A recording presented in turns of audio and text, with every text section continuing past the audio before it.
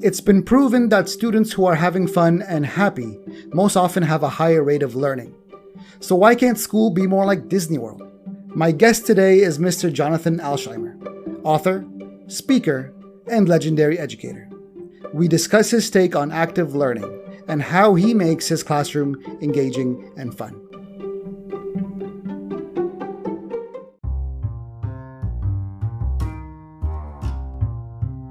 Hello, my name is Jonathan Alsheimer. My students call me Mr. A, and I am a sixth grade history teacher, a classroom teacher in Northern Virginia. I teach at the Chancellor Middle School.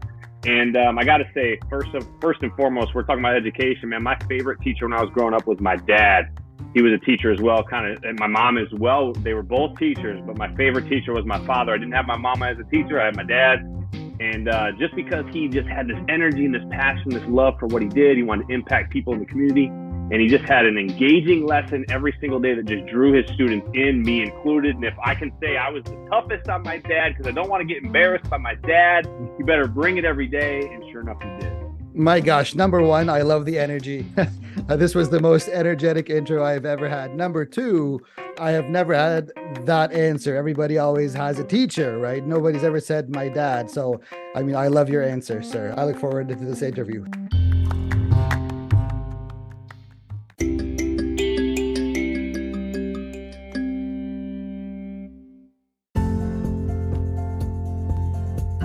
Hello, teachers from around the world, and welcome to the Legendary Educator podcast, the podcast for teachers discussing everything to do with education and being a teacher. I'm your host, Mr. Rames, a former teacher and certified instructional coach, and passionate about the classroom and about learning. Before we begin, please take a moment to subscribe to the channel so you won't miss any future episodes as they drop. And head on over to legendaryeducator.com to check out past episodes and YouTube videos. All right, let's begin. Class is in session.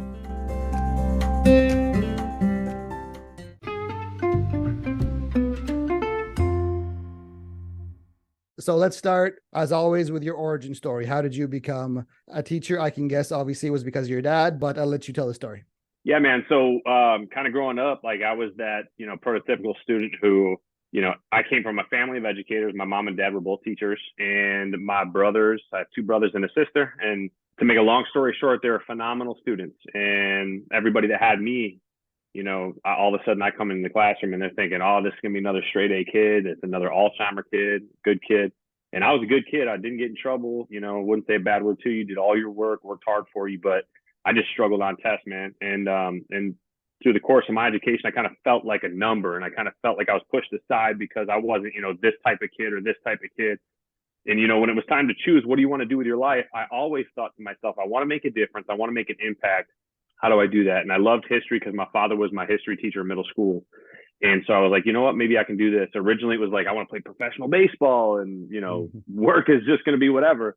But, after I got my professional contract and I didn't take it because I was over in Europe and it wasn't a lot of money and I had to make a decision on life. It was like, okay, now I'm going to be a teacher.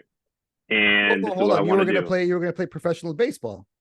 Yeah. I was a big baseball player growing up. Like I wasn't some crazy good, I wasn't like the best ever, you know what I mean? But my claim to fame is I had a pre-draft tryout, like the 2 days before the draft, back when I was coming out of school. The Minnesota Twins called up and they're like, yo, can you be at Rochester, which was the Red Wings AAA at the time Twins? And they're like, can you be there in like 3 days? And I was like, yeah, I live like an hour away. So I walk into the stadium. I've been there. I've watched games, it's near my home. I grew up in upstate New York, so it was near my home. And all of a sudden I walk in, I got one of the starting pitchers for Notre Dame on my right. It was like 6'10". And then I had this starting left fielder for the Florida Gators on my left wearing his uniform. And I was like, whoa. But I didn't get drafted. I didn't get a pro contract in America to play, minor league or major league or whatever. I got an opportunity to play overseas. And at that point, it was like, you know what? Go over there and make nothing or stay here and pursue my other passion, which was teaching, because I wanted to make a difference. So that's kind of how I got into teaching, because I was like, you know what better way to impact people and impact my community than to start from the ground up, work with the kids. And that became my passion. That became my love. I want to make a difference in the lives of kids. And as a teacher, I get to do that every single day, and how I build relationships with kids. And I want to make sure kids didn't feel like I did growing up, feeling like a number, because I don't want any kid to feel like they're pushed aside, because we get this like idea that like grades, data, test scores, state test scores, all stuff. And those are all important things to talk about, but they aren't what make up the potential of a kid. And there's so many kids out there like myself that, you believe what you hear. And, if you're hearing good stuff, then you believe good stuff. And then you say good things and good things happen. I believe in that, the law of attraction, man. And so for me, it was, good try. And then I saw their facial expression of, you suck. And so for me, I felt like that. I put on a facade. I was a short kid growing up, and then I grew late. Now I'm like 6'3", 220, but, I was a short kid growing up. So I felt a little bit, kind of like, man, I'm a short dude. So I got to put on a facade because I hate being, little. I was the littlest kid in my whole school. And then I got people making me feel like I'm not intelligent. So there's that, and then as I grew, that idea of you're just a number and a failing number at that still continued. And then when I got into college and then grad courses, I figured it out. Next thing I know, I became a very good, student. I was a 4.0 in my second grad course on educational leadership, right? And so from there, it was like, all right, well, how can I change kind of what education looks like, feels like for other teachers? I want to be a voice in a situation where there's not many voices like me, where that can say I have a background that's different than most educators, and I have a story that's different than most educators, and I want to share that so that I can impact and put an imprint on education that's different, so that the kids like me that are coming up don't feel like I did. If that makes sense. That does make sense. And Mr. Alsheimer, you not only talk the talk, but you also walk the walk. I reached out to you because I noticed you on Instagram. I saw your videos. I saw your enthusiasm in the videos. I saw the passion. I saw the interaction with the students, and noticeably how the students interact with you. And so that's what I want to talk about. I want to understand what your technique is, what your methodology is. Besides the passion, you've got the passion, you've got the spark, you've got the fire inside of you. Let me ask you this first. Is this fire inside of you, is that something that is natural or innate, or is that something that is developed or that you can work on? You know what, man? I think it's a little bit of both. I'll be honest with you. My father, I'll say the same thing, like, because it's for me, it's generational. My father is an introvert, but when he was a teacher, you would never know. He always tried to make it fun and engaging.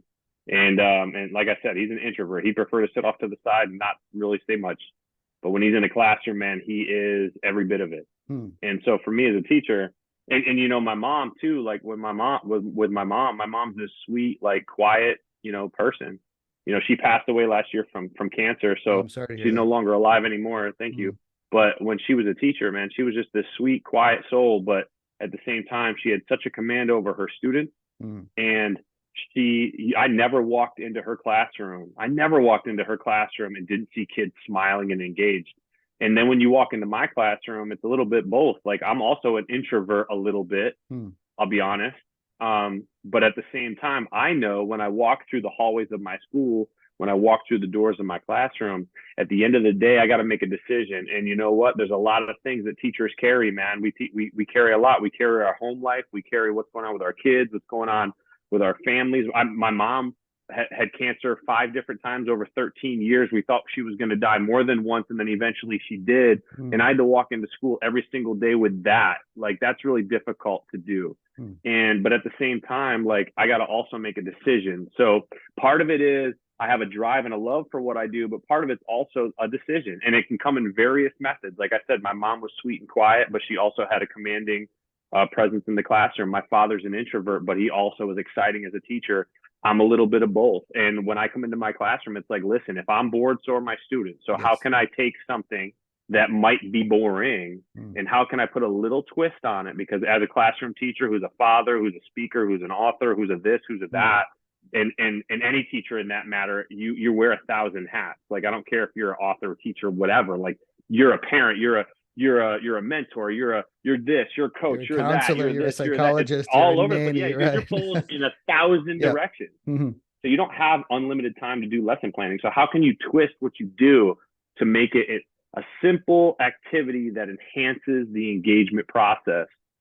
And of course, my passion, my energy is going to ignite that beautiful flame. Mm-hmm. But at the same time, sometimes I can sit back and just let it roll and watch the loveliness happen in my classroom because it works.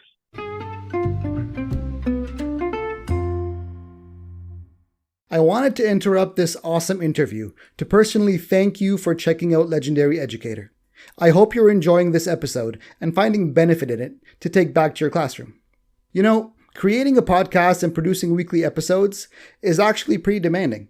It takes time, energy, and yes, even some cost. But fear not, there is a way to support the podcast. Actually, 2 ways.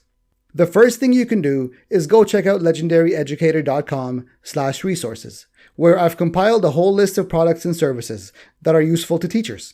You never know, you may find something that's just right for you, like Discount School Supply for your school supplies, Lesson Planet for prepared lesson plans, or BetterHelp for online therapy.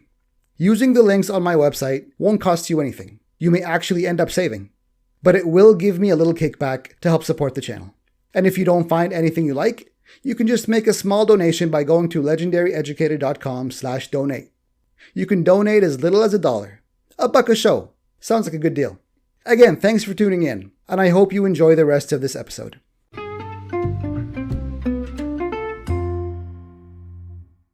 A lot of teachers are going to say, I just don't have ideas. I'm not creative. Where do you get your ideas? Man, that is such a good question, and that's a problem everybody has. And I mean, I'm going to be honest with you right now, man.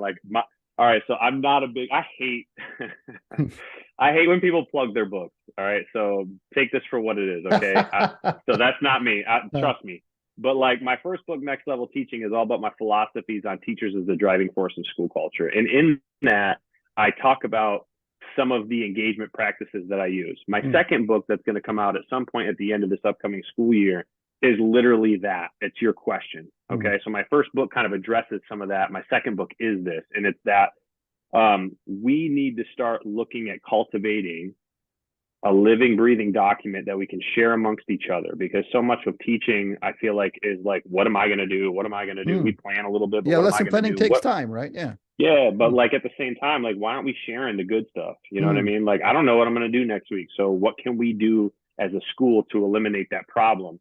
And so there's a couple of things I do. Number one, I look at what the kids do and I think, how can I use that, or what they're interested in, right? I look at games, simple games. Like, for example, one time I was like, I don't know what I want to do to review this content that I'm just covering today in a way that's interesting. So I was like, what about, how about this? Go Fish. And there's a card game, Go Fish, but there's also a matching game, Go Fish. And I was like, what if I had kids, like, we just did this content, they know there's a game coming, and I have them put, it's a very simple idea, but what if I put like questions and answers or definitions or whatever you want to do on the back of these note cards, and we play a game with it, and all of a sudden kids have to memorize, and they don't even realize they're memorizing or learning or whatever. Right. You know, sometimes I'm thinking about, like, how can I take a twist on anything that's small and change it? Like, for example, we're doing a debate in class, and you do debates all the time in class, right? This is nothing new. This is something people have been doing for forever. So in my class, I was like, well, what about a silent debate? I wonder what that would do, or how can I change the debate? So I came up with a silent debate where, like, we take big anchor chart paper and we put it around the classroom. I'm not a huge anchor chart paper person. I rarely ever use it, but in this case, it was awesome because I put this stuff around my room.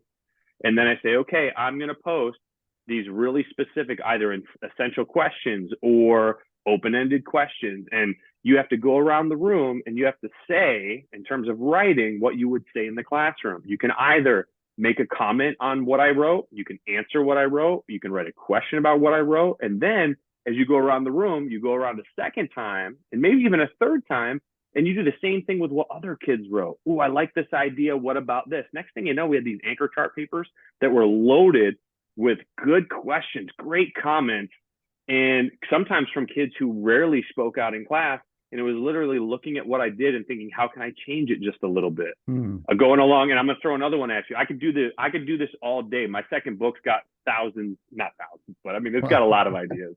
Another one was, how can I take a game that we all know and love and turn it into an activity? So I took, like, this idea of bingo, you know, where you have the little sheet of paper and you got the little bingo pieces on the sheet of paper with the questions. And I thought, how can we turn this into something different? Let's make human bingo, where I duct tape my floor and make the chart on my floor, and then the people, my students, are my actual bingo pieces. And I give them either the answers or the clues to put in their little box wherever they want.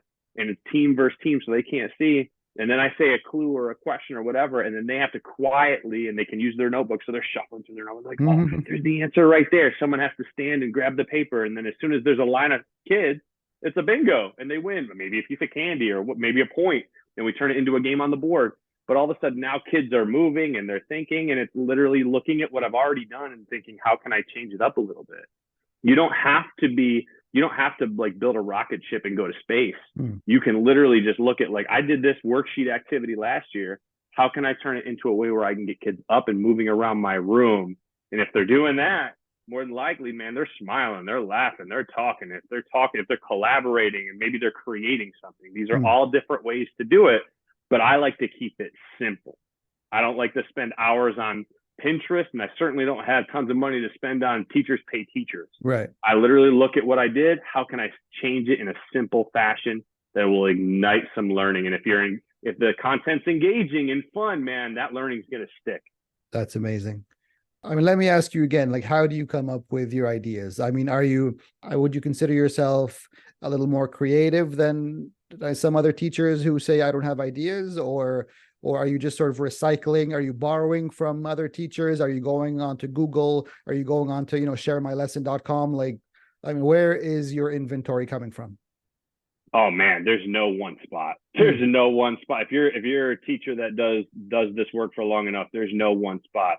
Part of it's I'm very creative, and then part of it's I steal everything. If you're a good teacher, man, you're stealing from everybody. Absolutely. And you're the best thief in the whole room. Amen. And if you're not stealing from others, man, what's wrong with you? Because there's people like, and that's the thing about my whole second book here. But the idea is that I share an idea, and then you share an idea, and then whatever teacher down the hallway shares an idea at the staff meeting.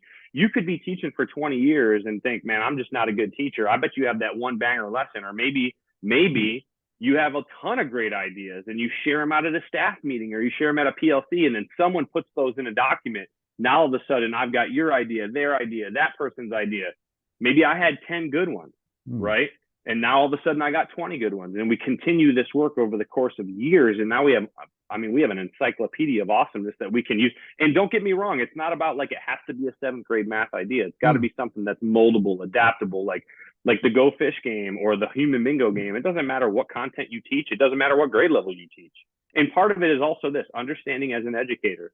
I'm not going to steal something from you or borrow something from you, however you want to phrase it. I'm not going to take your awesome lesson and then just hit the play button and sit in the back and just take a nap. Right. Like, this is something where, like, I'm going to take your idea and then I'm going to look at my students and I'm going to make the game plan fit my players. I'm not going to make my players fit the game plan. I'm going to look at what your game plan was. What was your lesson? What was your activity? Look at my content and think, how can I mold this, adapt this, differentiate this so it meets the needs of my students in a way that's successful in my classroom with who I am as a teacher? What would you say to a teacher who sort of comes up with a fantastic plan, a fantastic idea, but sort of hoards it and says, no, this is mine. I want the success. I want to look good. I'm not going to share, my brilliance with other teachers. That's a difficult conversation to have, because that's partially the leadership situation. That's where leadership's got to step in. And as far as teachers go, like, you're a team, man. There's no person in your building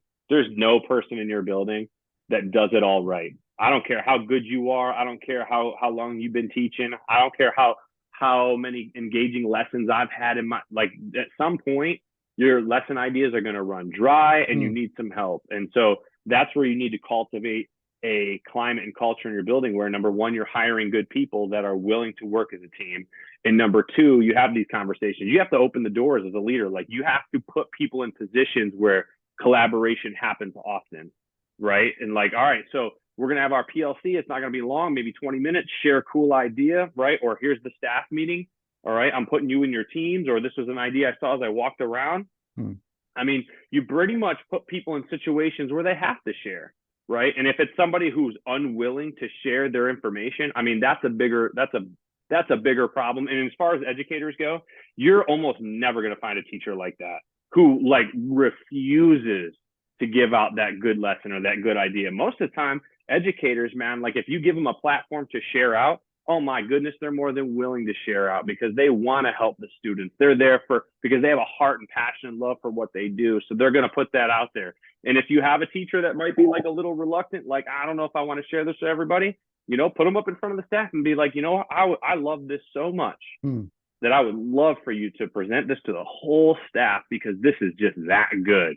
And then they might do it because they get a little pat on the back because they're like, man, I'm about to look cool in front of whatever, how many 50, 60, 70 teachers you got in your building, right? But you're putting them in a position to kind of shine a little bit. And I think there needs to be a little bit of that in education, where our leaders put our teachers in position to shine. Sometimes we lead by example. Sometimes we lead by kind of fanning the flame of the greatness in our building and allowing those people a platform to look good, feel good, and shine out.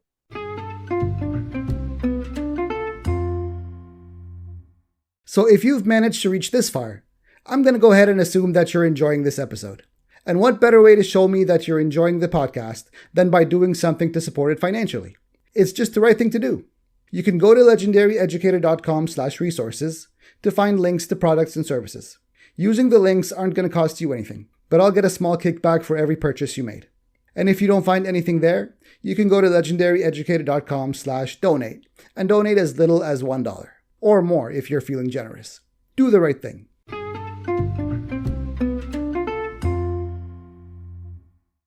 All right, I'm gonna ask you several rapid fire questions. I want your replies to them.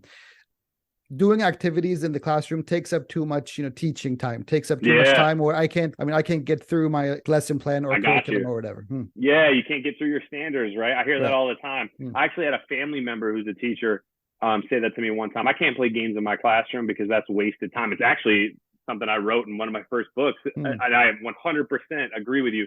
So many people think that. But you know what? Here's the deal. You can pound through your curriculum and you can get a kid to retain a small fraction of it because you're not making your lesson plans engaging.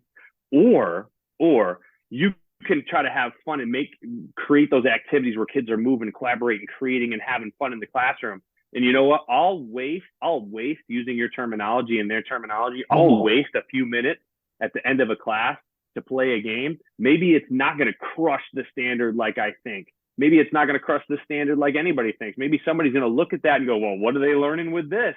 Right? But at the end of the day, those kids are going to leave the classroom with a smile on their face. You know what they're going to go home and do? They're going to go home and tell their parents that, man, this teacher is just a little bit different. Man, I love Miss Thomas's class.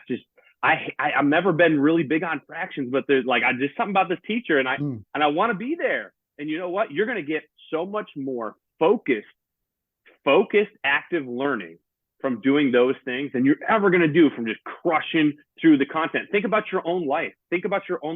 When are you the most engaged? When do the experiences that you remember the most, that you can recall the most are probably the ones where you had the most fun. Think about your own life. Think about the times where you hung out with your family, or you went on this vacation, or you went swimming with dolphins, or you went to Disney World. Man, why can't school be more like Disney World, man? Where kids come in and they feel like everybody loves them. How you doing today? And they're like, get away from me. You know what I'm saying? But when they go into the classroom, man, there's not infinite. I get it. We can't make our school classrooms like Disney World. We don't have $1,000 to build $10,000 to build a roller coaster or whatever in our classrooms. But what we can do is we can make it engaging and fun, and kids feel like they're valued and seen. And all of a sudden now they're going to remember those things as opposed to just crushing through a curriculum. I found the title of the episode. Okay. All right. Lesson planning takes too much time coming up with activities. I would say that's a great question. And I'll say this right here. I'll say lesson planning in general takes too much time depending on where you're at, because some schools demand certain long, huge lesson plan templates and all this different stuff. For me, you come into my classroom, I have an open notebook, I have an open lesson plan, and it's detailed, super detailed. But at the end of the day, for me as a teacher, I don't need to put 400 hours into typing up something that goes into some database that nobody reads for 5,000 years. But when you walk into my classroom, I'm going to have a game plan. Man, you watch any sports team, man, the best sports teams have a great game plan, detailed to a T, and they're willing and able to adjust when needed. Teachers are the same, right? When you come into a classroom, if you're just kind of winging it, kids are going to know that. You need to have a game plan ready to rock and roll, and you need to have it planned out. man, like you need to know, like, all right, in the next couple of days, I'm going to be doing this. If you come into my classroom, my activities, I'm not doing them just to do them, right? There's a purpose for every single thing that I do. I'm going to teach you here how to write a certain way so that then I can use that writing ability to do this, or I'm going to teach you how to think a certain way to help me with an activity down the road.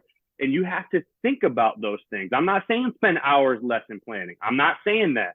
I'm saying maybe get on social media and follow some really good educators who pump out some really good lesson ideas and steal what they do. And that alleviates probably 95% of your lesson planning problems right there. All right, last one. Activities in the classroom creates a messy, chaotic classroom. Oh, dude, bring it, man. Come on, man. Come to my classroom. I'll tell you right now, like messy and chaotic, but under control, man. Yes. Straight active learning. You're going to see, like I ask when I do workshops and speak at different schools and in conferences, I talk about that. What does engagement look like? And you'll really quickly, what you hear is educators are like, hey, engagement could be quiet or it could be crazy loud. Same with disengagement can be quiet too. Disengagement can be the same, or it can also be crazy loud. You can have kids sitting there writing or being quiet and they're not learning a thing. Or you can have kids sitting down writing great conversations because they had a crazy classroom the day before. And maybe you have a crazy classroom where tons of active learning are going on. But I will say this, man, when there's chaos in the classroom, if it's controlled chaos, there's probably going to be some cool engagement happening. There's probably going to be some good learning going on, but it's got to be controlled. If it's not controlled, man, you lost it all. And that's a whole nother conversation around classroom management right there. Nice. I love your answers, man. I could talk to you all day. All right, final question. If you're speaking to a teacher going into the classroom for the first time next semester, what advice would you give them? I would say this. I would say, don't try to be perfect. Be you, be authentic. Try to make your lesson plans authentic and relevant. Try to realize, like, all right, what am I trying to get these kids to learn and how is it going to be applicable to them? Build relationships. Relationships and student engagement are the foundation of the work that we do, right? And you got to set the tone as well. You got to have routines and consistency in your classroom, and you have to consistently build relationships with your students, find ways to connect with them. Don't pick and choose who to, I'm more like that. No, man. Every kid, every day, all year long, find them, build a relationship. If they're unwilling to build a relationship, chip away at that ice until you get them at the end. Maybe it might be the last week of school, but you're going to get them. And you can even tell them that I'm coming at you every single day. At some point, I had a girl this year, never smiled. I said, listen, I'm going to get you to smile by the end of the year. And sure enough, it didn't take too long. She started to smile at me when she saw me, and she'd look away in the hallway, right? But I'm going to chip away at that. And then sometimes I'm going to chip away at that ice and build that relationship because they can't help but want to build a relationship with you because they walk into your classroom and you have something cool for them. It might not be all class. You might have 30 minutes of the boring notes and the this and the that, but they know 15 minutes of something cool is coming down the road. And they can't wait to come into that classroom. They can't wait to go to math, language arts, PE is finally fun because we're doing all this crazy stuff, right? Or art. I used to hate drawing, but now I love it because, right? So bring it in there every single day and just let your passion and your love for them show. All right. How do I follow you? Where do I find you? At Mr. Alsheimer on Instagram and Twitter. And you can also follow me via my website, www.jonathanalsheimer.com. You can reach out there. I'd love to connect with Educator. We actually have 5 minutes left. Let me ask you this question. You're also a speaker. What do you talk about? Do you have like 3 golden rules? Do you have like 3 sort of, fundamental, whatever? Like, what is your, in a nutshell, like, what do you talk about? Absolutely. So when I'm speaking to teachers, I got to do a little bit of all of it, man. I speak to leaders and I talk about what leadership looks like from the teacher's perspective, how you can help your teachers and how you can take your leadership in your school to the next level and take that culture and climate that you're building to the next level through your examples. And then how you can kind of fan the flame of the educators in your building. I always talk about Coach K and Kobe, man. Coach K, when he took over the Redeem team, man, he talked about how he didn't go in there and try to change everything. He took the greatness that he saw and it made it even better. He found ways to coach them in ways to kind of fan their greatness and their abilities on the court. Same thing for teachers and leaders in your school. And then Kobe led by example. And that's what we do as leaders. We got to lead by example. So I talk about what that looks like in different things, right? As educators, when I do a keynote to teachers, I talk about teachers as the driving force of school culture, man. Next level teaching, that's what it's all about. Through our motivating our students, building relationships, our student engagement, we create an environment where kids can't wait to come back. can't wait to come into our classrooms, right? And I talk about being that teacher for kids and what we can do to motivate our staff and our buildings, right? So there's my keynote, and I go through specific stuff that they can do to just change up what they've already done, what they've always done, to make it a little bit more exciting for kids. And then I also have a half-day workshop on literally what we talked about right here. Literally, the half-day workshop is examples of building relationship activities that they can use if they're stuck. Examples of how you can enhance student engagement. Here's an idea, here's an idea, here's an idea, man. I'll give so many ideas. And then I'm going to have them working on stuff. And next thing you know, when you walk out, you're walking out with like 30 different ideas or more just in a half-day workshop, man. So it's powerful stuff. Your key phrase is next level teaching. How do you define that? What does that mean? I define it as this, man. Like you look at wherever you're at in what you do, and you think, how can I get a little bit better? It's not about being perfect. It's not about perfection. It's all about progress, man. Whether you're talking about leadership, whether you're talking about teachers, it's looking at where you're at and thinking, how can I make things a little bit better, a little bit cooler, a little bit more authentic? How can I get a little bit better at building relationships with kids? How can I get a little bit better at creating a culture and climate in my school where teachers want to come work for me? How can I get a little bit better at the lesson planning that I'm doing so that kids are excited to come into my classroom? And that's what it's all about. It's not about building a rocket ship and going to outer space and being perfect every single day. That creates too much stress. It's about how can we motivate students through what we bring to the table, and that authenticity is going to drive our schools forward. My man, I could talk to you all day, but we got to go. So I'll let you go. All right. Thank you for your time, buddy. Enjoy your day. Enjoy your summer. And we will talk very, very soon. Let's do it. All right, man. Thank you, Mr. Alsheimer.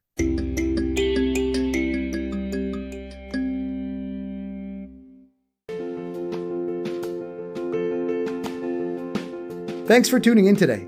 And if you found this episode beneficial, don't be shy to forward it to your teacher friends so they too can benefit. You can follow me on Instagram at Legendary Educator, or you can get in touch with me by going to legendaryeducator.com. Don't forget to subscribe, rate, and review, because that helps out a lot. Next week, another legendary episode with a new legendary educator. Class is dismissed.